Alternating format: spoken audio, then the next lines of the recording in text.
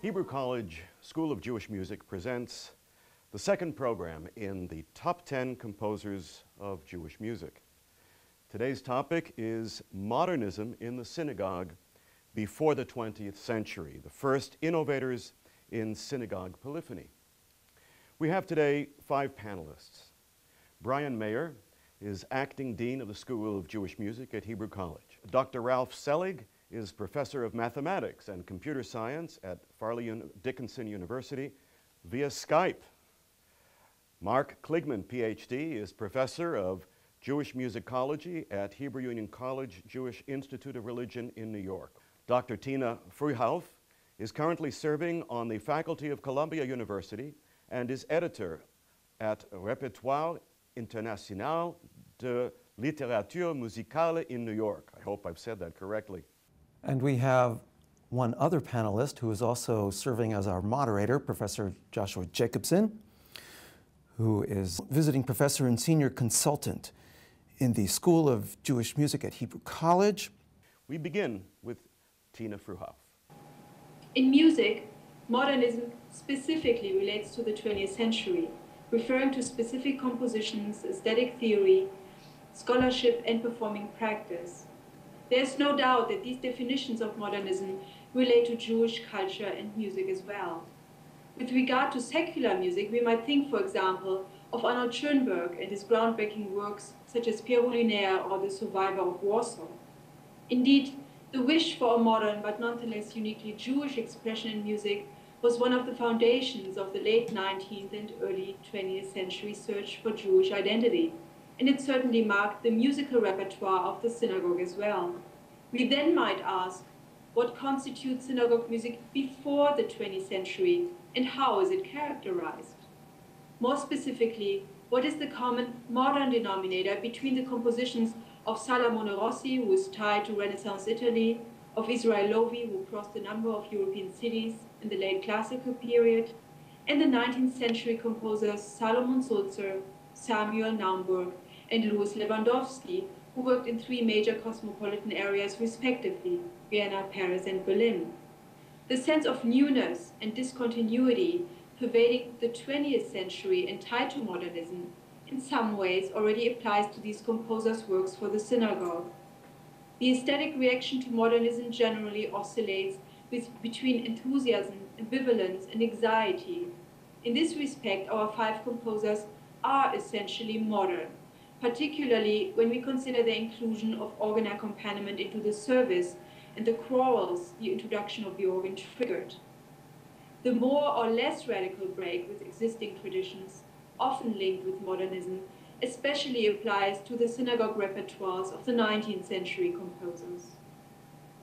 Yet, besides seeking innovation in musical styles through pre-20th century modernism, each composer in his own way truly represents modernity in synagogue music, in the specific sense of a post-traditional historical period, but also in the course of moving synagogue music from the very periphery to the center of modern Jewish culture. Thus, we can consider their musics to be modern, considering how they relate to the musical aesthetics and tastes of their very own present. Thank you. Salomone Rossi commands our attention because he was the first person to compose and publish a collection of choral music, or polyphonic music for the synagogue. And that music is not merely a historical and cultural anomaly. It happens to be beautiful music. The collection of 33 compositions for the synagogue was published in Venice in 1622. And on the title page, we read, Hadashah Ba'aretz, something new, something modern in this country. There was a self-awareness that Rossi was doing something truly radical. Indeed, this was a radical innovation, and not without its detractors, who felt that innovation in the synagogue was forbidden. Rossi was one brave Jew, and a very talented one at that. Rossi's day job was composer in residence and a violinist at the palace of the Gonzaga family in Mantua, working alongside such musical luminaries as Monteverdi and Gastoldi. He also had a side gig as composer and performer for the Università Israelitica, a Jewish theater group. And as we mentioned, he was composing choral music that was sung in a number of synagogues in what is now northern Italy. Here is a brief sample of the kind of music that Rossi was composing.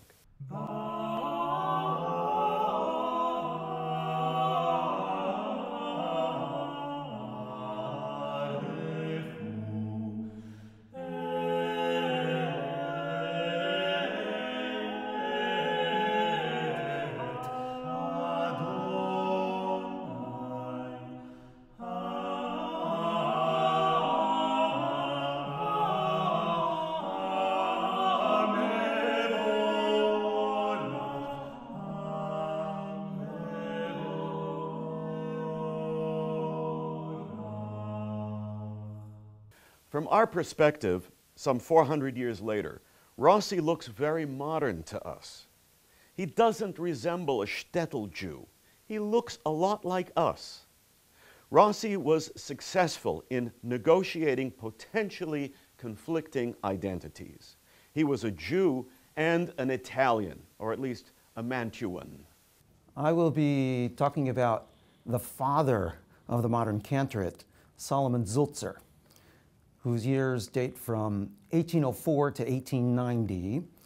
He served from 1826 for some 50 years as the chief cantor of Vienna. As a young man, he was called to the new Seitenstädter temple, a grand, beautiful structure built in the mid-1820s.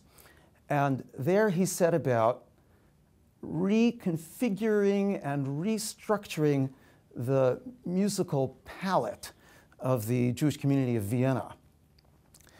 Zulzer did this in a way which is very much in keeping with what we later call conservative Judaism here in the United States. And in that I mean, he writes in his Denkschrift in 1876, near the end of his career, that it was his task to take the ancient sacred tunes of his forefathers and to reshape them and to reset them in the style of his day. The style of his day, of course, being heavily influenced by composers such as Mozart and Beethoven and Schubert. And so he goes about reaching out to colleagues, including Schubert. And we will now hear an excerpt from Schubert's setting of Psalm 92, which is set entirely in Hebrew.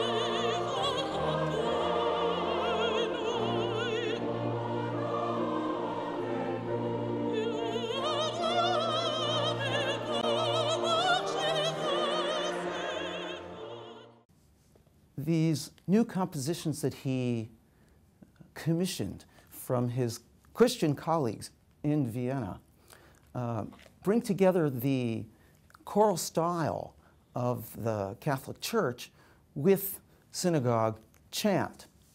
Unlike what was done in 1819 with the opening of the Reformed Synagogue in Hamburg, where music was set mostly to German texts in German-style hymns, as he puts it, simply putting a hymn before and after the rabbi's sermon. He integrated traditional chazanut and the Misinai tunes as collected by the Maharil with this Catholic choral style. But Sulzer is probably best known for the melodies that he wrote, albeit in this style of his day, that come down to us, most of which are in the Torah service of most Ashkenazi synagogues, including his Ki Mitzion Tetzei Torah, beginning with the text Vayihi bin Soa Ha'aron, which we will hear now, albeit with orchestra, but he wrote it actually with organ accompaniment.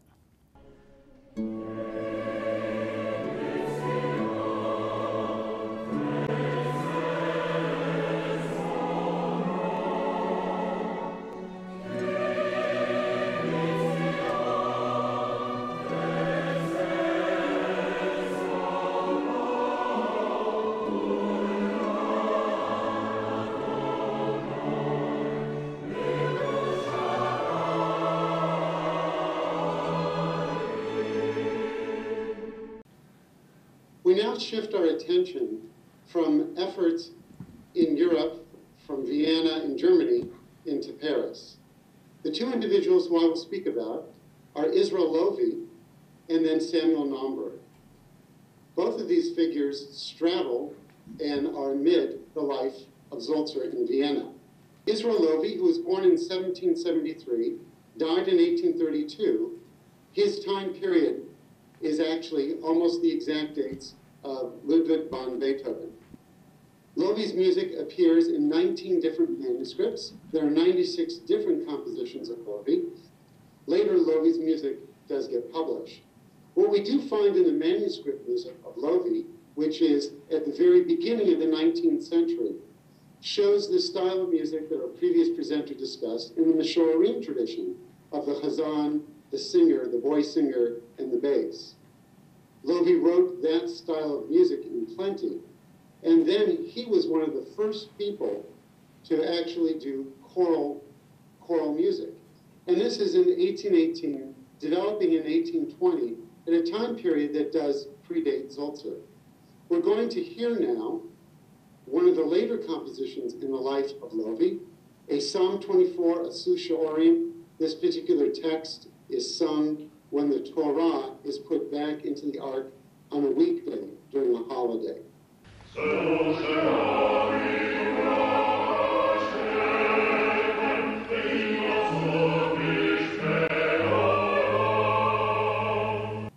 What we heard in this music was a highly melody-centered piece that had a very march-like character to it, with the harmonization to the melody, but not with a great deal of counterpoint. Now, Loewy died in 1832, and Nomberg, who was born in 1815, died in 1880, trained in South Germany, didn't come to Paris until 1843. So this date of 1843 is 11 years after the death of Loewy. And Nomberg comes to the synagogue, the Paris synagogue that Loewy was in, and we don't know much what happened during the time period between Loewy and Nomberg. Most accounts are that the developments of the beautiful music of Loewy started to wane, and Nomberg came in at that time. Nomberg comes into Paris at the invitation of the famous composer Jacques Fromenthal Halevi, and Nomberg publishes his first volumes in Mirot Israel in 1847, and much like Sulzer, commissions others to write music. Now, what's interesting about Nomberg and his music is that he takes the stylization of the Parisian opera and takes it to a great degree and writes really quite dramatic music.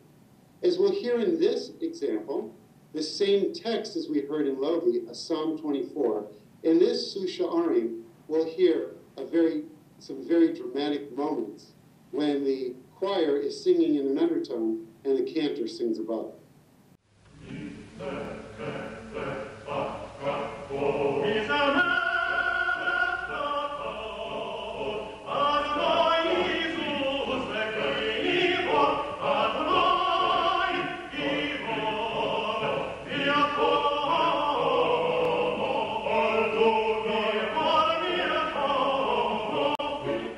What we can see in Nomberg's music is this incredible incredible innovation. But like the many other composers we're discussing today, the music that appears in their publications from the high holidays does make use of the new song, does make use of traditional melodies, but does so in an innovative way. And in Naumburg's case, he makes the melodies front and center, and the harmony really helps to support that. And what's fitting about the lives of Loewe and Naumburg is that they brought the German tradition to Paris. What makes Paris so interesting is that the reforms began in the late 18th century. Emancipation begins in France and then comes to Germany. And what we find throughout the 19th century is that there's a great interplay between these different countries through these different composers who move throughout these regions. I'd like to talk a little bit about Louis Lewandowski. And what's interesting is what Cantor Brian Mayer said in terms of Solomon Sulzer. And I agree with you that Solomon Sulzer was probably the pioneer in many, many ways of setting the tone for organ, for choir, for cantorial music. But in many ways, Louis Lewandowski was the champion. And we will see momentarily why with some illustrations what made him really so good. And also in the way how his music survived, given the fact that he died in 1894, and this being the year 2012, some of his pieces are still done throughout the world. Just a very, very brief background information. Louis Lewandowski was born 1821 in Posen. We're going to fast forward the story very quickly in the sense that by the time he was at the age of 12, he came to Berlin, not to study cantorial music, but to further his music education. He was really interested in secular music, of all, and some of the early examples are some of the songs and music that was notated in the Liederbuch, the music book from Abraham Edelson. We will see that Lewandowski wrote a song called Abendgrüße, evening greetings, or Guten Abend, good evening. We also see an example of Es donnert, okay, meaning it is thundering or it's gewittert. What also impressed me about Lewandowski was the fact that he also wrote two pieces that really caught my eye. One was Hooray for die Deutsche Fahne, hooray for the German flag. This, of course, he wanted to be very, very patriotic, incorporated into German society. And another piece that he wanted incorporated is Deutsches Land verliebt. And what it talks about essentially is in the north, south, east, or west, one day German will be unified together for once and for all. Well, this was kind of very interesting in the sense that here's a guy who I grew up with listening to his music, and who wrote Al Tashlichenu Lifanecha V'Ruach Kodshecha or Shema Kolenu, music that migrated because of the Shoah to two German congregations in New York City, one in Habunim and one in Hebrew Tabernacle in Washington Heights. But that's fast track. This is the book that Lewandowski wrote. He, of course, is Jewish music, Toda V'Zimra. He wrote first Kol Una Tefillah in 1871, followed by two volumes of Toda V'Zimra in 1876 and 1882, respectively. Lewandowski's main job was at the Oranienburger Straße Synagogue. The synagogue itself does not exist today. The actual building does. The building opened in 1866. And there was also a big discussion of what this new big synagogue should be. Should it have an organ? Should it not have an organ? But the reality was it was incorporated in 1866 as part of the service. But if you look at the correspondence, there was a lot of tension about this. And to be realistic, in 2012, that's still a situation today. Thank you, Ralph. Before we leave Lewandowski, let's just listen to a little excerpt of some of Lewandowski's music.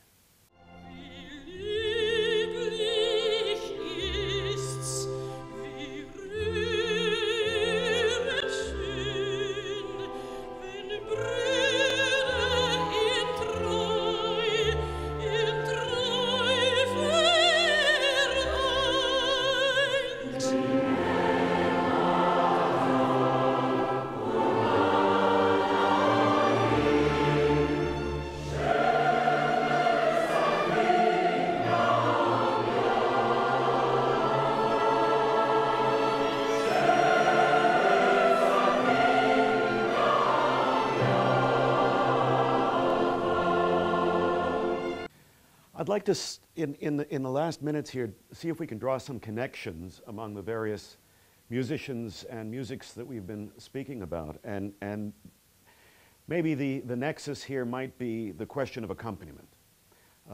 Rossi's music was performed without any accompaniment. We know that his rabbi did not try to justify the use of instruments, and we're fairly certain that it was performed, as we would say today, a cappella. We see that Sulzer begins being anti-organ, but then towards the end of his life, he's in favor of the organ. One of Lewandowski's first arguments is that there should be an organ.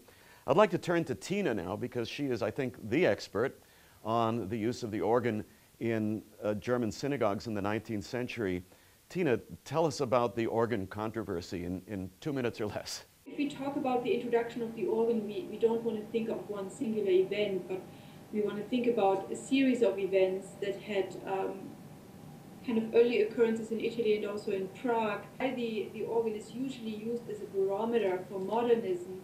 It's not really the only barometer to apply, truly. I have a few comments that I want to make in this context, especially after listening to my colleagues. First of all, it seems to me that modernism in synagogue music means, in all the cases that we have discussed this afternoon, it means always bridging two identities, the Jewish one and the other identity, the other meaning identities of respective environments, be it Italy, be it Berlin, be it Paris. Well, we've looked at the tip of the iceberg of the subject, but I would like to thank our panelists for a very enlightening session, and look forward to Chapter 3 of the Top 10 Composers of Jewish Music.